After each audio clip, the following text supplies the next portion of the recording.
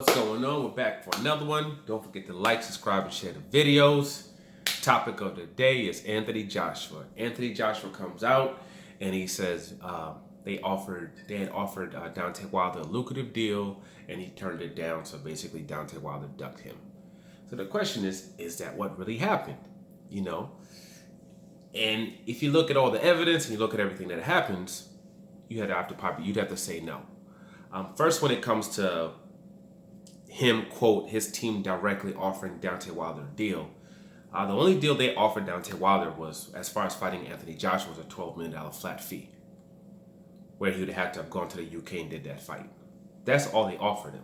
It was a $20 million flat fee. That was after they had turned down a $50 million deal that Deontay Wilder's team, PBC, Al Heyman, had offered Anthony Joshua. It was a deal where he would have been guaranteed $50 million for a fight in the United States, and then he would have been given 50% off. After that, obviously $100 million was made, 50% off whatever comes off the back end. With a rematch, where he would get paid $30 million. If he lost, he would get paid He would get a rematch clause where he'd get paid $30 million, which would be basically $80 million guaranteed with 50-50 in the back end as well. So basically a 2-fight deal, $80 million guaranteed. He turned that down. Okay. So they offered Deontay Wilder the $12 million. Deontay Wilder actually ended up agreeing to it. They sent him a contract with no venue and no date. And they were trying to get that fixed. And they decided, Deontay Wilder was going to sign the deal. Once that was fixed, they decided they weren't going to do that deal because a WBA, quote, stepped in. And the WBA said they had to, quote, fight Povetkin. So they went that route instead. But now what happened with DAZN, because that's the deal that Anthony Joshua was actually talking about, was the deal was offered by DAZN. Because Deontay Wilder went on to fight Tyson Fury, and he also went on to fight Ortiz. But just put him to a whole different stratosphere. He got offered this deal by DAZN. It was a $100 million deal, 3-fight deal, not 120. It was a 3-fight, $100 million deal. $20 million to fight whoever he wanted to fight. Then a 2-fight deal for Anthony Joshua, supposed to be, quote, for Anthony Joshua, $40 million each. They didn't have Anthony Joshua's signature on it. They didn't have his go on it. What they wanted to do is they wanted Deontay Wilder to sign this deal and agree to this. Then they were going to go to Anthony Joshua. They wanted to know, how much is Anthony Joshua getting paid for this fight? Because we want to make sure it's a 50-50 deal. They couldn't give out that number because they hadn't even talked to Anthony Joshua yet. They started asking other questions because this is Al Heyman. So they know where all these different funds and monies are ciphered from when it comes to fights. So they started to ask all those questions. There was no answers. And the CEO of DAZN said it themselves that they were not prepared for that meeting. And they apologized to Deontay Wilder's team for not being prepared for that meeting. Because they thought their mind process was they were going to be able to just throw out this big number and Deontay Wilder was just going to, oh my gosh, and just sign it. They thought they were going to be able to put the money in front of him and they were just going to be hyped up and just sign it. But that's not what he did. He wanted to know intricate details of a whole bunch of different things that they couldn't give the answers to. Because they thought he was just some guy from Alabama. It ended up not being the case. It ended up being somebody who knows his game in and out. Not only in the ring, but when it comes to the business aspect of it as well. So they agreed to, maybe talk with each other again, on a later date. Deontay Wilder went to ESPN. He got an offer from ESPN as well. Then he took these 2 offers, went to Showtime, leveraged them, and got a $20 million deal to fight Dominic Brazil. The amount of money he was going to get paid for that first fight from DAZN anyway. After getting that $20 million deal, he went ahead, did the fight, got that $20 million.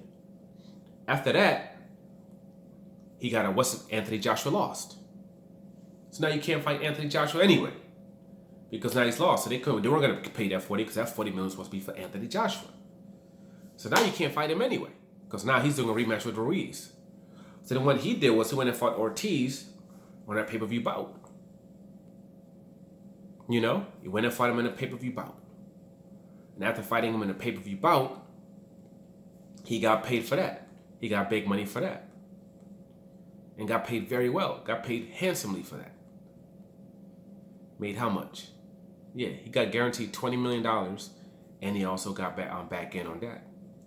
Got that money guaranteed because he was able to leverage the fact that all these other people wanted him.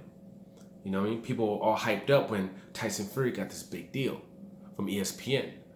You know, and they try to look and say, oh, Anthony Joshua's getting paid all this money. It's hard to laugh, as if Deontay Wilder wasn't going to be able to make money off of that. Now, understanding that these people got deals off the leverage of the whole, the possibility of them fighting Wilder, because he's who you had to fight to have a chance to open up yourself in the American market. So he was able to leverage all that, and he got himself paid anyway. Then his next fight after that, he fought Tyson Fury in a big, huge pay-per-view bout after that. Big, huge fight versus Tyson Fury. And got paid off of that as well. Fight that did over 1 million pay-per-views. Not to mention all the people that were involved in that fight and all that money that was put up not only by Fox, but by ESPN as well. It would end up being a very lucrative deal for him. And I'm making it say it was like close to $40 million. So he made most of that money anyway, regardless, that he would have made off that DAZN deal anyway. So he's good. And now he's caught up in a situation, unfortunately, where there was some shenanigans that happened in that particular ring that might not have been on the up, that weren't on the up and up, actually, But regardless, whether Tyson Fury fights him or he fights somebody else, he's still going to make funds after that. With the level of popularity that he has, he's still going to get paid. He's still going to make tens of millions of dollars. He's still, even if he fights on regular Fox, fights on Showtime, he's still going to bring in that viewership. So they're still going to pay him because people are still going to be looking for those services because he's the only heavyweight in the world that can do numbers in the United States. And if you're trying to, the only person that you can end up fighting with, let's say with a pay-per-view or something of that nature, is him in the United States and get any kind of real attention, it's going to be him. And they can still do 1 fight, 2 fight, build that back up, build up Andy Ruiz. At the end of 2021, they can do a huge pay-per-view. Andy Ruiz, even during the summer, Andy Ruiz versus Deontay Wilder pay-per-view, and do substantially big numbers with that. So he's still going to get paid his funds regardless anyway. He took a different path than what was in front of him because they said no to that 12 million flat that he had said that he had, and he decided to go a different route. Because especially after that 12 million, because especially after that, they walked away from that 12 million, it was like, nah, I'm going to see my own path.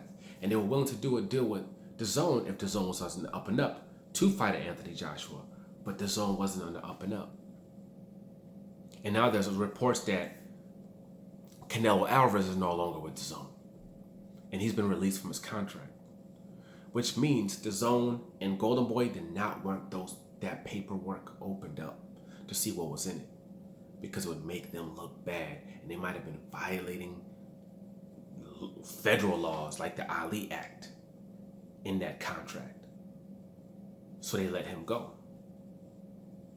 And who knows, besides the release, how much money they gave him on top of that. And these are the people that they wanted Deontay Wilder to sign that deal with. The same people where Canelo's supposed to be getting paid 30 plus some million, then the pandemic hits, and all of a sudden they want to cut his pay in half. All of a sudden they want to cut his pay in half.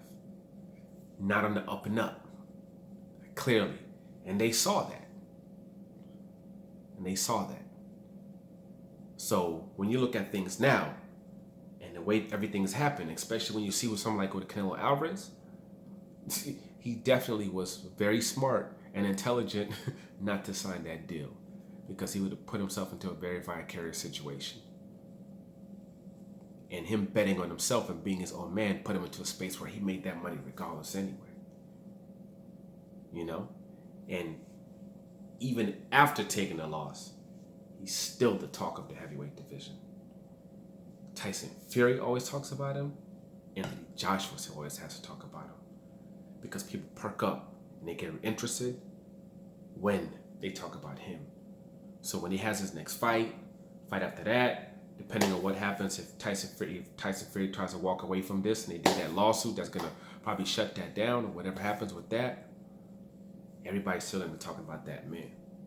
So, you know, at the end of the day, if he doesn't fight for that belt, it means that he can run to the IBF, WBA, become a mandatory to Anthony Joshua.